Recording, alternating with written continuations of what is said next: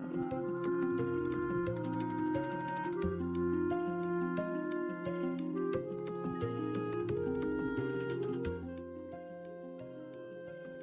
story of the kings and queens of England is more surprising than you might think. It's a fine drama, 1,000 years of tales of lust and betrayal, of heroism and cruelty, of mysteries, murders, tragedies, and triumphs. But there's more than that. For example, one of the most reliable chronicles describes how a king of England proposed adopting Islam as the national religion. This episode, the first of 6, includes that tale. It tells the story of the English crown from 1066 to 1216, from one French invader, William, to the next, Louis. Yes, Louis. Another surprise. A king of England who's pretty much disappeared from history. It's easier to say where the history of the English monarchy ends than where it begins. It ended on the 14th of October 1066, here at what became Battle Abbey on Senlac Hill near Hastings. We all know that this was where Harold was killed and replaced by William the Conqueror, and Harold was the last Englishman to be crowned king. From then on, the sovereign would always be from a foreign family, right down to Queen Elizabeth II. So a history of the kings and queens of England isn't like the history of kings and queens anywhere else in the world.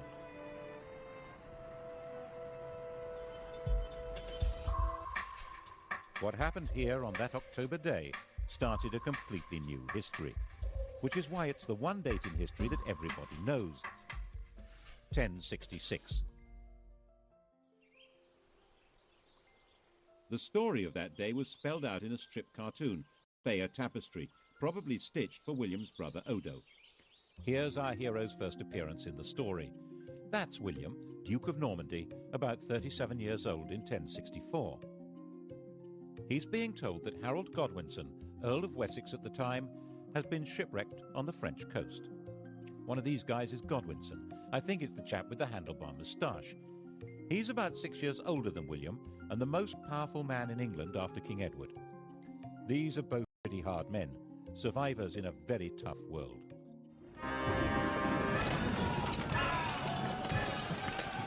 William spent his whole life fighting for survival and was good at it. By the time he was 20, he'd established complete control over Normandy. From then on, he was fighting to hang on to what he had. He got Harold to help him in one of those battles, capturing Mont Saint-Michel, becoming the next King of England. Which, as the tapestry very clearly shows, is not what happened.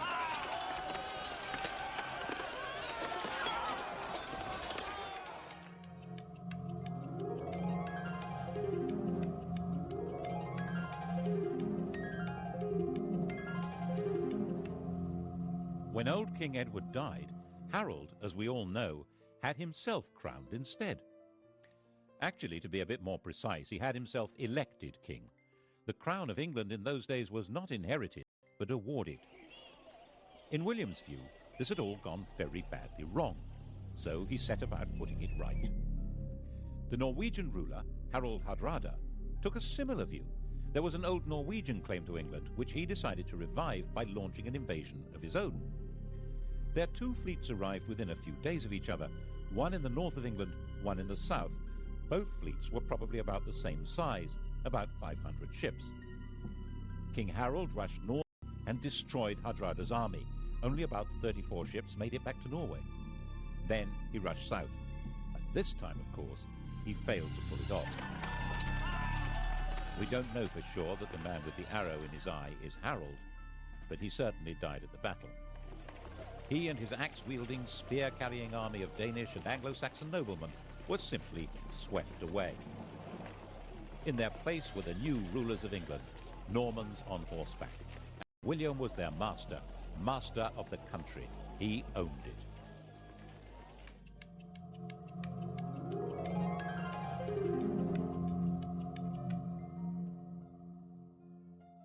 He was not an elected king.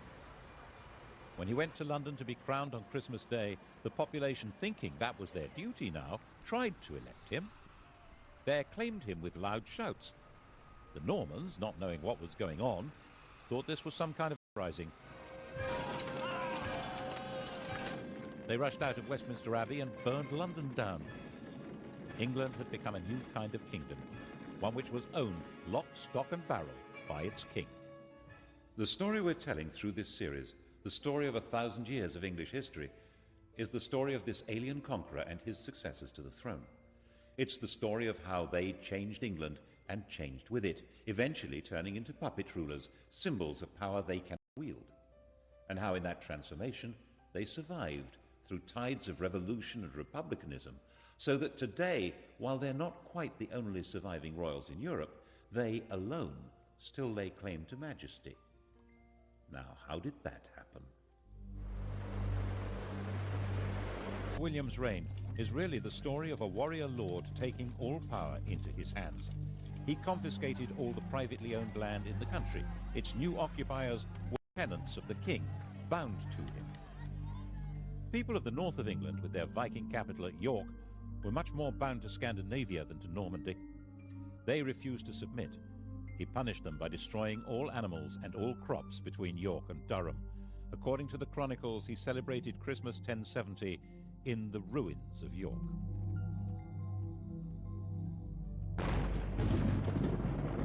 The inhabitants were reduced to starvation, even cannibalism. 16 years later, when all the land in England was accounted for and valued in his Doomsday Survey, there were places in Northumbria that were still utterly worthless. The church, too, was made Norman, and old Anglo-Saxon ways crushed. At Glastonbury, archers were stationed inside the abbey, and orders given that the old chants should be replaced by new ones from France. 21 monks were shot, and yet there were limits to his power. A few thousand Normans, most of them not even understanding the language of their new country, couldn't run the place.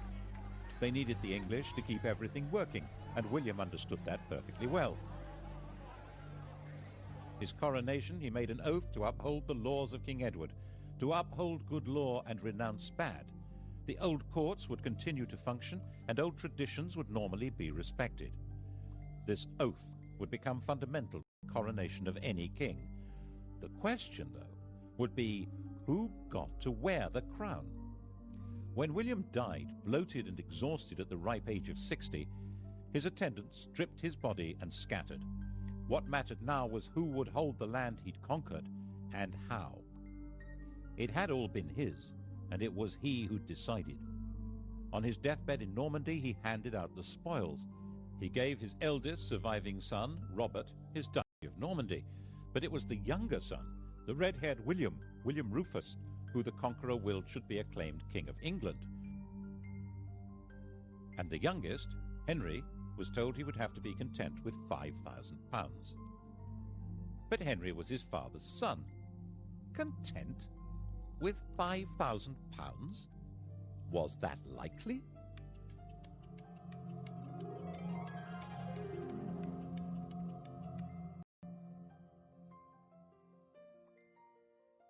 The key to the plotting that followed was that, of course, none of the brothers was content. Henry stirred the brew of resentment that made Robert try to take the kingdom of England from William, and aids weakening them both. Eventually, Robert, tiring of the whole struggle, decided it would be more satisfying to fight Saracens than his brothers, and went off on crusade. William was now secure and powerful, and Henry changed his policy. He was now William Rufus's very best friend. The Bishop of Lincoln later said that when Henry praised anyone, he was sure to be plotting that person's destruction. It does seem as though Henry concentrated on quietly stirring up discontent among churchmen and barons in England, which was not hard, as William Rufus needed their money and had little to offer in return, except to give to some what he'd taken from others. And besides, William Rufus wasn't their kind of chap. He didn't marry, he had no children, and as one chronicle puts it, all things that are loathsome to God and to earnest men were customary in this land in his time. And therefore he was loathsome to well nigh all his people, and abominable to God. Which is, of course, homophobic chronicles speak for being gay. On the 2nd of August, in the year 1100, Both William and Henry were hunting separately in the New Forest. It was the last day of William Rufus's life. No one knows who fired the arrow that ended the reign of William Rufus. His companion Tyrrell immediately fled and disappeared abroad. William's body was abandoned where it lay, at a spot still marked by this stone. The next day, local peasants took it in a cart to Winchester. Henry had arrived before them. Winchester was where the royal treasure was kept. He demanded the treasury keys from the guards. They refused to hand them over, saying that Robert, his elder brother, was the rightful heir. Henry drew his sword and declared that no one should stand between him and his father's scepter. Resistance collapsed, and when the peasants arrived with their cart, the lords of England were busy electing Henry as their king, the first elected ruler of England since Harold Godwinson.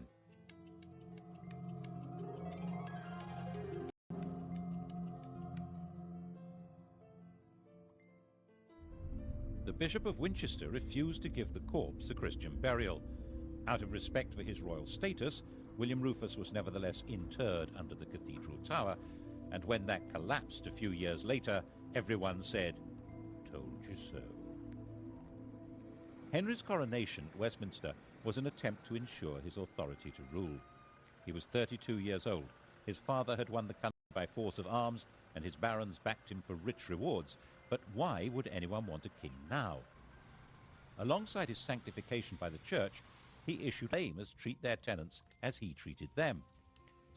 He claimed that the crown changed his nature. He was no longer an ordinary human being. As the anointed king, he held special, divinely granted powers. His touch was supposed to cure scrofula, swollen neck glands from tuberculosis. This magic power, which became known as touching for the king's evil, was practiced by English monarchs for the next 700 years as proof of their divine authority. He also quite smartly understood that it was a good idea to promote new people to positions of power. Those who were already great barons didn't need a king, but men on the make would support him. By the time Robert was able to mount a challenge to Henry, it stood no chance. He agreed to recognize Henry as King of England in exchange for a pension. Of course, it didn't last. Henry ended up invading Normandy in 1106 and imprisoning his brother for the rest of his life. This is his tomb in Gloucester Cathedral. The question of who was entitled to succeed to the crown was still, when you came down to it, a matter of brute force. But Henry's victory had a profound symbolic meaning, because it changed the status of the English crown. Under his father, England had been a property seized and owned by the Duke of Normandy. Now, Normandy was a property seized and owned by the King of England. Henry was a naturally cheery person. Just after his coronation, he married Edith, the daughter of an English woman and of the King of Scotland, and he encouraged the Normans he was promoting to marry English women. The great barons regarded this with contempt and referred to their king and queen as Godric and Godiva, a style statement which roughly translates as Sid and Gladys. As sturdy warriors, they also didn't appreciate the fact that he was literate in 3 languages. His other nickname, Henri Beauclerc, means Henry the Swat. But those great barons were having their power undercut as Henry recruited his government officers and judges from the church. He supervised his kingdom by moving his court from one centre to another. It was a great travelling performance, like a circus, with no permanent home. He spent half his time in Normandy, but when he was away, the kingdom was run by a totally reliable civil servant, Roger, the Bishop of Salisbury, who was called the Justiciar. The idea of government by a system rather than by a man was beginning to take shape. He sent judges on their own tours of the country and enforced the laws harshly, which seems to have been quite popular according to the chroniclers. But his punishments were often based on the idea that people were guilty until proved innocent, and there was no time to do that. Were England's lanes really full of blinded and mutilated men muttering, "Firm but fair"? And he managed to keep the treasury well stocked with money, which meant he could buy loyalty when he needed to. The key to this was his system for checking his income. Twice a year, sheriffs and royal officials from all over England had to bring their money to be counted by being shunted around in piles on a checkered cloth like a chessboard. Checked. It was called the exchequer. The system worked so well that the cabinet minister in charge of the nation's finances is still called the Chancellor of the Exchequer, and we still use paper chitties called cheques. By a combination of force and diplomacy, he controlled and to some extent colonised Wales. Relations with Scotland were fine. 3 of his wife's brothers became kings there. England was becoming a peaceful, stable and successful kingdom.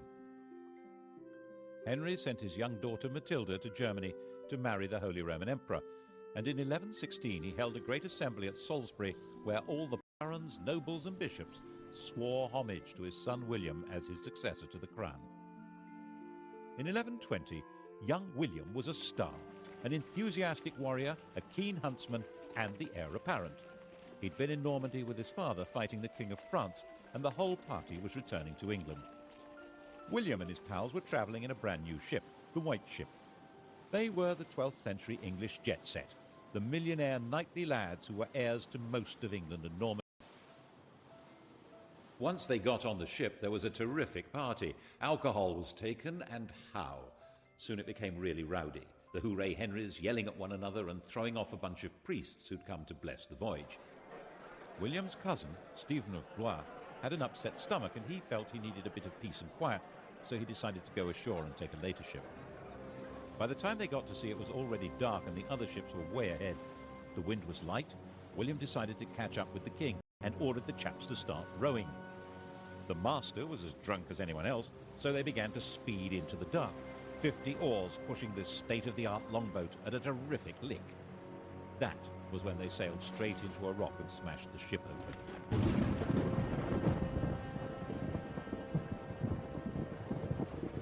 The rock off Barfleur was a well-known hazard to navigation. The cries of the drowning company were heard on shore and on the king's ship. Everyone thought the party was still in full swing. In fact, the future of England had just been destroyed in the equivalent of a drunken car crash.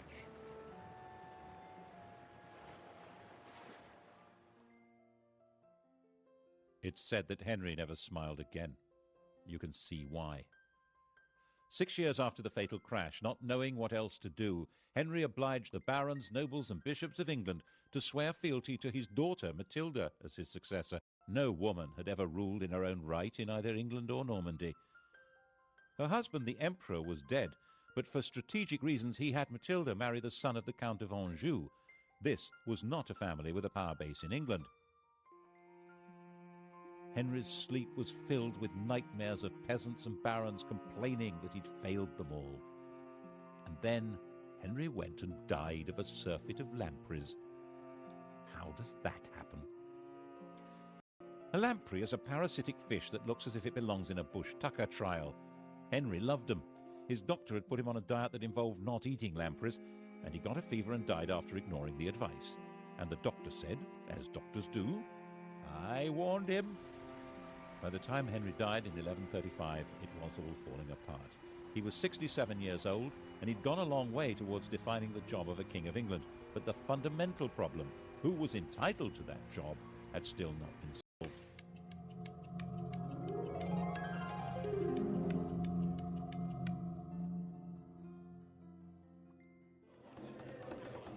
Matilda was in Anjou with her husband.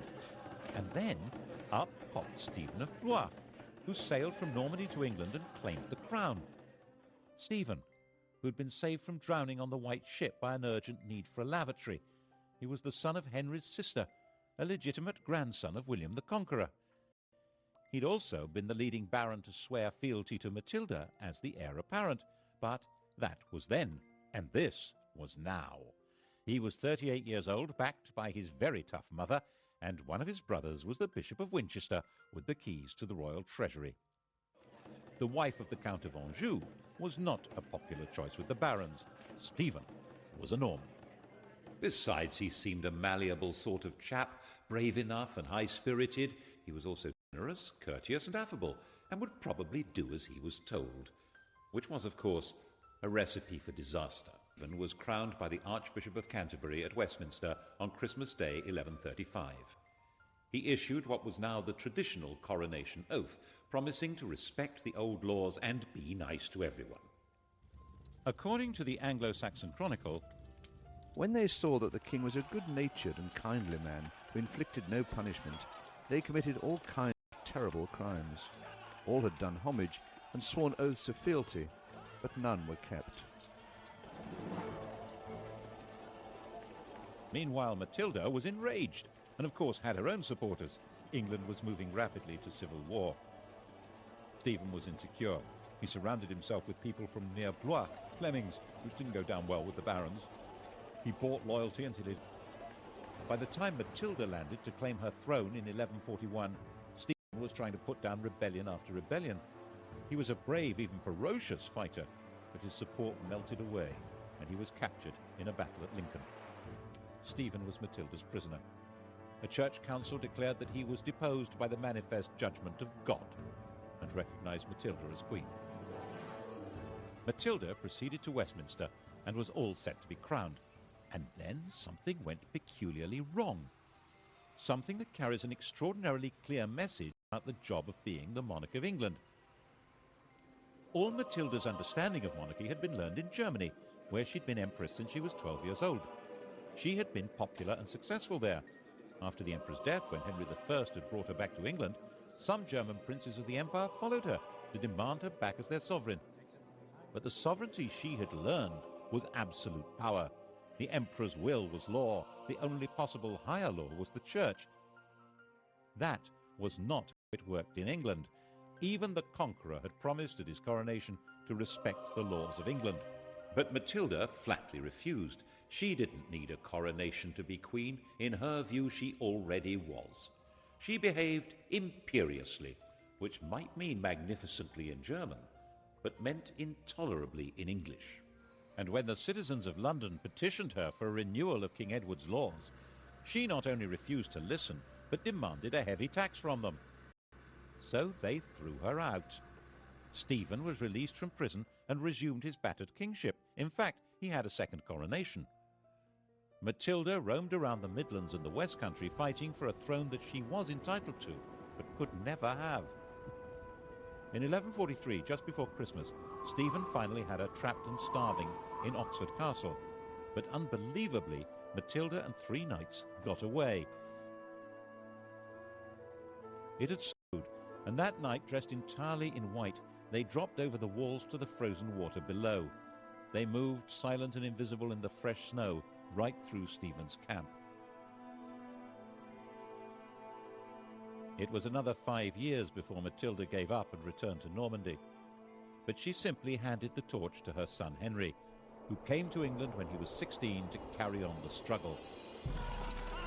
And so the fighting went on, year after year. The country was in effect without law and without government.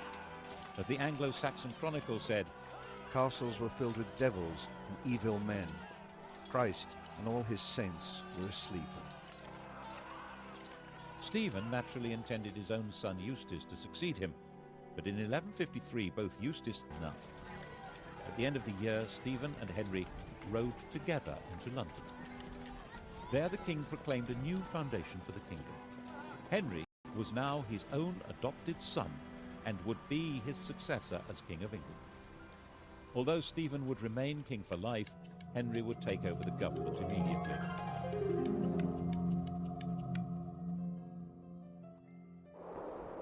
The next year, utterly worn out, King Stephen retired to his grave. On the 19th of December 1154, there was a double coronation in Westminster Abbey. The 21-year-old Henry II was crowned king, and his 33-year-old wife, Eleanor, was crowned queen consort. Eleanor, Duchess of Aquitaine, knew all about being a queen. When she was 15, orphaned and the richest damsel in France, she was married to the heir to the French throne, and a few days later the pair became King and Queen of France. The King of France was a saintly figure with perhaps a rather low sex drive. Eleanor came from a family of lordly troubadours, whose court was dedicated to interest and love affairs. She later said that she thought she'd married a man, but had married a monk. She had a series of affairs, including one with Matilda's husband, Geoffrey of Anjou. He, rather dashingly, wore a sprig of broom, Plantagenista, in his hat, so people called him Plantagenet. Eventually, all the Angevins, the whole family line, wore it on their crest. She then had an affair with Geoffrey's son, the attractive young Henry, a bright, well-educated athlete with vitality, intelligence, freckles, money. According to a contemporary chronicler, Henry's father had warned his son off her, saying that she'd been his lover, and she was the wife of Henry's overlord. Henry was Duke of Normandy. But Geoffrey died in 1151, and in 1152, Henry got Eleanor pregnant. Louis, who probably didn't know that detail, had their marriage annulled, and she married her toy boy. Of course, she did all she could to encourage his efforts to become King of England and make her a queen again. The coronation of 1154 must have been most satisfying for her. He didn't make his mother's mistake of claiming to be above the law. Instead, maintaining proper form, he issued a charter confirming all the liberties that were in force under his grandfather, Henry I. The combination of his lands and Eleanor's meant that this King of England ruled more than half of France, though as the vassal of the French king. It would have been too much for almost anyone. But Henry was a man of extraordinary restless energy, who travelled vigorously around his realms and would order his court to hit the road with no notice whatever. He got England up and running with astonishing speed. He had all newly built castles destroyed so that individualist government into ministries, with the Chancellor of the Exchequer playing the role we would now recognise as Prime Minister. The chap in question was the son of a London merchant. He was Henry's closest friend and colleague. They joked and drank together, and he lived as the greatest lord in the country, Thomas Becket. Between them, they reformed the currency, finance, government, and began the changes in the judicial system that would lead to the system of trial by jury. England was beginning to develop a commercial life. Towns were growing, the population was becoming better educated. The new system for running royal courts asked groups of local people, often peasants, to report and decide the facts of the case. The system that had worked for the conqueror, allowing the people to run their country, was at the heart of Henry's way of getting everything up and running again. Perhaps that was why he needed a Londoner at the heart of his government. The next stage in his reforms was to reduce the power of the church, which had become the only functioning judicial institution during the chaos of Stephen's wars. Anyone accused of a crime who could read a line of Latin was deemed to be a churchman. That made them immune from the royal court. They could only be judged and punished by the church. Of course, the church wouldn't agree to give up its privileges, so when the Archbishop of Canterbury died in 1162, it seemed a smart idea to install Thomas as the new archbishop. Then he would deliver the church to Henry. Actually, it seemed a pretty terrible idea to Matilda, who warned Henry not to do it. What did his mother know? Look what a mess she'd made of things.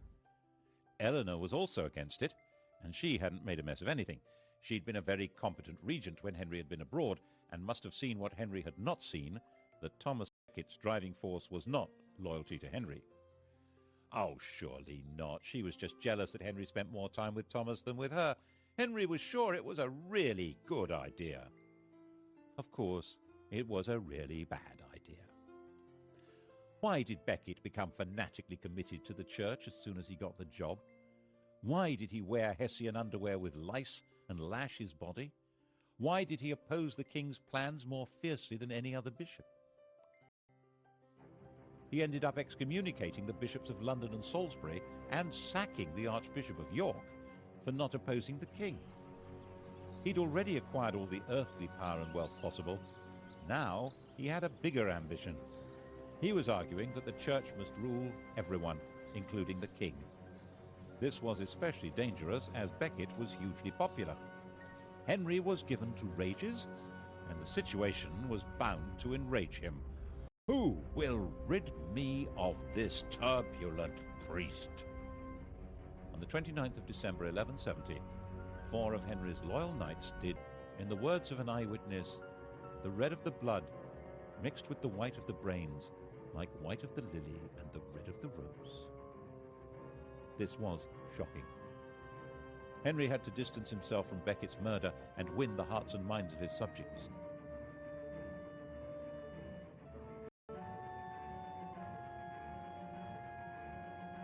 Becket was immediately the most popular martyr in the country. 100,000 pilgrims flocked to the site of his death. He would obviously be made a saint as soon as possible. The danger, of course, was that the Pope would excommunicate Henry and pronounce an anathema against him as the murderer of England's primate. The population would turn against him in England, and the King of France would seize his vast lands across the Channel. Henry immediately fasted, went into extravagant mourning, and then did penance. Prostrating himself before the Canterbury altar, he was publicly lashed by a monk. It worked. He saved his kingdom from the Pope. Saving it from Eleanor was much more difficult. Eleanor and Henry had drifted apart, partly because of his love affairs and partly because she feared that Henry's adventure with Becket threatened her own beloved Aquitaine. She had gone back there. She set up her own court, the Court of Love, and that was where she raised her sons as romantic warriors and plotted against him. Henry imprisoned her there for 16 years, but her plots continued unabated.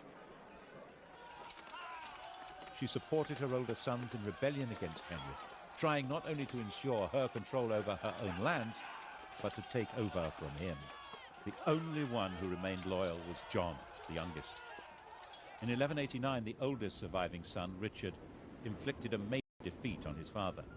Henry met Richard near the Loire to arrange peace terms, but when they publicly embraced, Henry quietly growled, "May the Lord spare me until I've taken vengeance on you." The second had been defeated in battle by his own eldest surviving son, Richard. Only one of his sons had remained loyal, the youngest, John.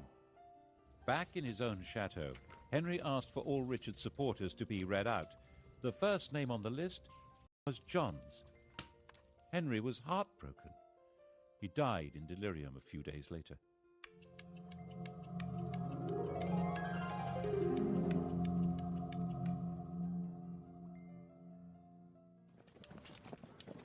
Eleanor's imprisonment was over.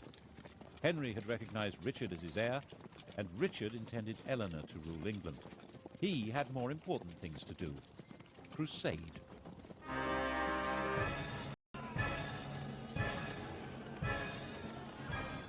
Eleanor had been a feudal army, and now the Saracens had reconquered Jerusalem.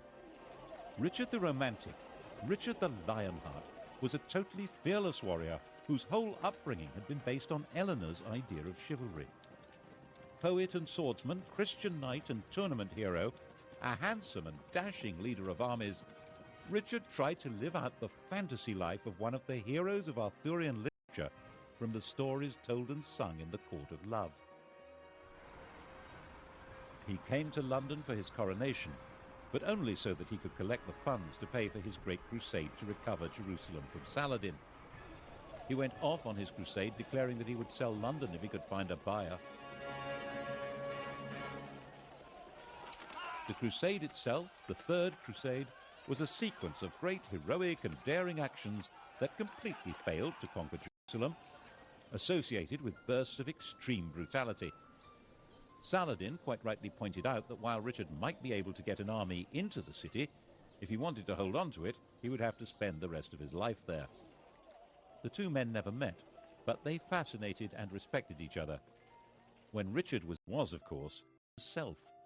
So Innocent issued a papal bull excommunicating anyone who stood by or tried to carry out Magna Carta, and Stephen Langton found himself suspended from his job and recalled to Rome. And John marched through England at the head of an army composed largely of foreign troops, crushing the barons and destroying their property. And that's why the barons went to France and got a new king of their own, Louis, the son of the King of France.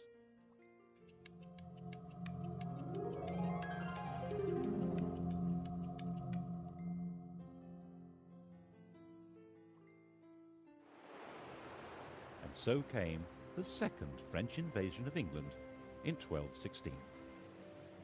It was about the same size as the invasion of 1066, and Louis landed unopposed. He was greeted with general enthusiasm and was hailed as King of England in a high mass at St. Paul's Cathedral. He set up his own government, and his army began its pursuit of John's dwindling forces.